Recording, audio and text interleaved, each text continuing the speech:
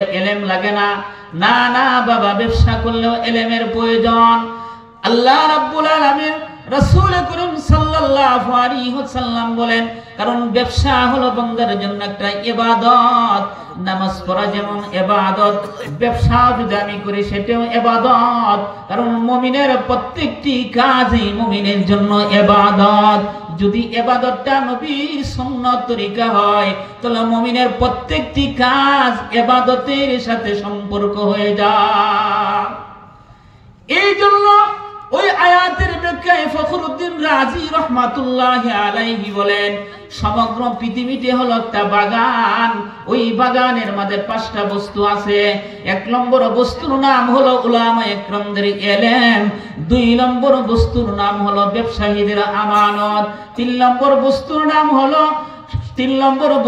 নাম হলো সত্যবাদীদের ইবাদতকারীদের ইবাদত, 5ম বৃক্ষের নাম হলো ইবাদত মুশকুল লোকদের ইবাদত, এবং 5ম বস্তুর নাম হলো যেন আমানতশীলের আমানত এবং অত্যাচারী ইনসাফ বলা। ফখরুদ্দিন রাজি রহমাতুল্লাহি আলাইহি বলেন, এই বৃক্ষটিকে নষ্ট করার জন্য শয়তান ইবলিস 5টা পতাকা স্থাপন করেছে। যেমন ক্ষমতাসীদের ক্ষমতার মাঝে জুলুম অত্যাচারের পতাকা স্থাপন করেছে, উলামায়ে কেরামদের ইলমের বৃক্ষের মাঝে লোক দেখানো পতাকা স্থাপন করেছে, ব্যবসায়ীদের এই আমানতের বৃক্ষের মাঝে প্রতারক এবং ধোঁকা দেওয়ার বৃক্ষের মাঝে স্থাপন করেছে। যেন বান্দা ব্যবসা এটা একটা আমানত। আল্লাহর পয়গম্বর সরকারে দো আলম নবী বলেন, কোন মানুষ যদি সততার সাথে এবং আমানতদার সাথে ব্যবসা করে, সরকারে দো আলম নবী বলেন ওই লোকটা নবী এবং সিদ্দিক এবং শহীদদের সাথে সে জান্নাত পাবে। তাহলে ব্যবসাটা কেমন একটা ইবাদত, যে ইবাদতটা যদি আপনার আমানতের সাথে হয়, ব্যবসাটা যদি সততার সাথে হয়, পয়গম্বর বলেন সে নবী এবং সিদ্দিক এবং শহীদদের সাথে তার জান্নাত হবে। আল্লাহর রাসূল সাল্লাল্লাহু আলাইহি ওয়াসাল্লাম বলেন, যে সমস্ত ব্যবসায়ীরা গুদামজাত করে খাদ্যদ্রব্যগুলোকে জমা করে রাখে, গুদামজাত করে রাখে, এদের ব্যাপারে পয়গম্বর সরকারে দো আলম ব্যবসায়ীদেরকে লক্ষ্য করে বলেন, ব্যবসায়ীদের ব্যাপারে আল্লাহর পয়গম্বর সরকারে দো আলম নবী বলেন, যে ব্যবসায়ী খাদ্যদ্রব্যকে গুদামজাত করে রাখে, মানুষের জনগণের জীবিকা সংকীর্ণ করে, আল্লাহর রাসূল বলেন সে পাপিষ্ঠদের মাঝে সবচেয়ে বড় পাপিষ্ঠ। 2 নম্বর সরকারে দো আলম নবী বলেন, কোন মানুষ যদি ব্যবসার ক্ষেত্রে খাদ্যদ্রব্য গুদামজাত করে রাখে, এর দ্বারা মুসলমানদের কষ্ট হয়, মুসলমানদের কষ্ট হওয়ার আশঙ্কা আছে। রাসূল বলেন আল্লাহ তাআলা তাকে কুষ্ঠরোগী এবং দারিদ্র বানায় দিবেন। আল্লাহর রাসূল 3 নম্বর হাদিসে সরকারে দো আলম নবী বলেন, কোন মানুষ যদি খাদ্যদ্রব্য গুদামজাত করে রাখে মূল্য বৃদ্ধি হওয়ার উদ্দেশ্যে, সরকারে দো আলম নবী বলেন ওই লোকটা আল্লাহ থেকে দায় মুক্ত হয়ে যা, আল্লাহর জিম্মা থেকে সে চলে যা, সে আল্লাহর জিম্মায় থাকে না।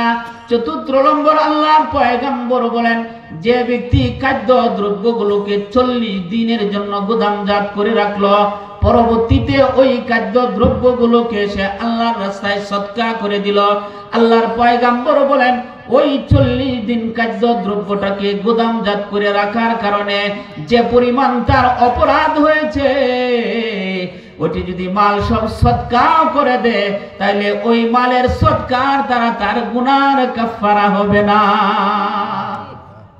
এই জন্য আল্লাহর রাসূল যেমন ভাবে বলছেন ইবাদত, ব্যবসা ইবাদত, এমন ভাবে আল্লাহর রাসূল সাল্লাল্লাহু আলাইহি ওয়াসাল্লাম বলেন। এই জন্য সরকারে দো আলম নবী বলেন, কাল কিয়ামতের দিন আল্লাহ তাআলা 3 ব্যক্তির বিরুদ্ধে স্বয়ং আল্লাহ স্বয়ং বাদী হবেন। আল্লাহ তাআলা যদি কারো বিরুদ্ধে বাদী হয়ে যায় বাবা, তাহলে ওই লোকটার কি হবে?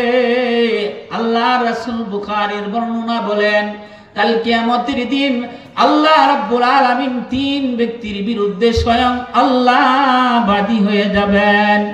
আল্লাহর রাসূল সাল্লাল্লাহু আলাইহি ওয়াসাল্লাম আল্লাহর নবীজি বলেন, কোন ব্যক্তিকে নিরাপত্তা দিল যে আমি তোমাকে আল্লাহর নামে নিরাপত্তা দিলাম, তোমার জন্য নিরাপত্তা দিয়ে দিলাম। আল্লাহর নামে কাউকে নিরাপত্তা দিল, কোন মানুষ তাকে আক্রমণ করার জন্য আসছে আর বলল তুমি আমার ঘরে প্রবেশ করো, আমি তোমাকে আল্লাহর নামে নিরাপত্তা দিলাম, তোমাকে কোনো কিছু করতে পারবে না, অতঃপর ওই লোকটাই তার সাথে বিশ্বাসঘাতকতা করলো। আল্লাহর পয়গম্বর বলেন, ওই লোকটার বিরুদ্ধে আল্লাহ তাআলা স্বয়ং কিয়ামতের দিন বাদী হবেন। 2 নম্বর, আল্লাহর পয়গম্বর সরকারে দো আলম নবী বলেন, আল্লাহর রাসূল বলেন, কোন ব্যক্তিকে গোলাম বানায় বিক্রি করে দিল, একজন স্বাধীন মানুষকে গোলাম বানায় বিক্রি করে দিল, গোলাম স্বাধীন মানুষটাকে বিক্রি করিয়া দিয়া তার মূল্যকে সে খেয়ে ফেলল, আল্লাহর পয়গম্বর বলেন ওই লোকটার বিরুদ্ধে স্বয়ং আল্লাহ বাদী হবেন। 3 নম্বর, সরকারে দো আলম নবী বলেন, কোন মানুষ কোন শ্রমিককে নিয়োগ দিল, শ্রমিকের কাছ থেকে সে শ্রমও নিল কিন্তু তার মজুরি দিল না। আল্লাহর রাসূল বলেন, কোন মানুষকে আপনি শ্রমিক হিসাবে নিয়োগ দিলেন, নিয়োগ দেওয়ার পর সে শ্রম দিল কিন্তু তার বিনিময় দিলেন না, তার পাওনা পরিশোধ করলেন না, আল্লাহর পয়গম্বর বলেন কাল কিয়ামতের দিন আল্লাহ তাআলা ওই ব্যক্তির বিরুদ্ধে আল্লাহ স্বয়ং বাদী হবেন। এই জন্য কিয়ামতের দিন আল্লাহ তাআলা 3 ব্যক্তির বিরুদ্ধে বাদী হবেন।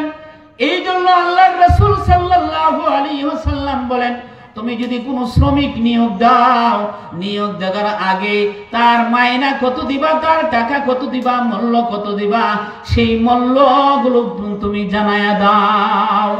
আল্লাহর রাসূল বলেন, তুমি যখন কোনো শ্রমিক নিয়োগ দিবা, শ্রমিকের গাম শুকানোর আগে শ্রমিকের মূল্য দিয়ে দিও। দেখেন আল্লাহর রাসূল সব ক্ষেত্রে আমাদের হাদিস বর্ণনা করে দিয়েছেন, আপনি কিভাবে ব্যবসা করবেন, ব্যবসা সম্পর্কে আল্লাহর পয়গম্বর বলে দিয়েছেন, আপনার শ্রমিকের সাথে কেমন আচরণ করবেন এই কথাটাও আল্লাহ তাআলা আমাকে বলে দিয়েছেন। তাহলে বোঝা গেল এই ব্যবসায়ী এমন একটা আমানত যে ব্যবসার কারণে মানুষ জান্নাত যাবে, যদি ব্যবসাটা সঠিক সুন্নত তরিকা হয়, আমানতের সাথে হয়। হযরত আব্দুল্লাহ ইবনে আব্বাসের জামানায় হযরত আল্লামা আলুসি রাহমাতুল্লাহি আলাইহি তানবিহুল গাফিলিনের মধ্যে লেখেন, একজন ব্যবসায়ী ভাই মারা গেল, তো ওই ব্যবসায়ী ভাইকে কাফন দাফন করার জন্য ব্যবসায়ী ভাইরা তাকে কাফন দাফন করার জন্য খবর খনন করা শুরু করলেন, কিন্তু কবর যখন খনন সমাপ্তি হয়ে যায়, সমাপ্তি হওয়ার সাথে সাথে এই কবরের মধ্যে একটা বিষাক্ত সাপ আসে উপস্থিত হয়ে যায়। ওইভাবে কবরটা খনন করলেন, যে কবরের মধ্যে সাপ এসে গেল, সাথে সাথে তিনি এই কবর থেকে আরেকটা কবর খনন করলেন, কিন্তু ওই কবরের মধ্যেও সাপ এসে উপস্থিত হয়ে যা। ওইভাবে একটা না, দুইটা না, 3টে কবর খনন করলো, কবরের মধ্যে সাপ আসিয়া যখন উপস্থিত হয়ে যা, লোকেরা আব্দুল্লাহ ইবনে আব্বাস রাদিয়াল্লাহু তাআলা আনহুর কাছে গেলেন, ওগো আব্বাস, আমাদের একজন ব্যবসায়ী ভাই ইন্তেকাল হয়েছে, কিন্তু তার কবরের মধ্যে সাপ আসিয়া উপস্থিত হয়ে যা।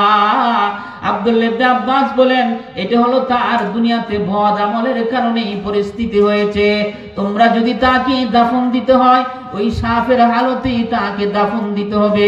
দাফনের কার্য শেষ করিয়া ব্যবসায়ীরা তার বাড়িতে আসিয়া তার বিবিকে ডাক দিয়া বলেন, ও ব্যবসায়ী ভাইয়ের বউ, তোমার স্বামীকে দাফন করলাম, যেখানেই কবর খনন করি সেখানে সাপ আসিয়া উপস্থিত হয়ে যা।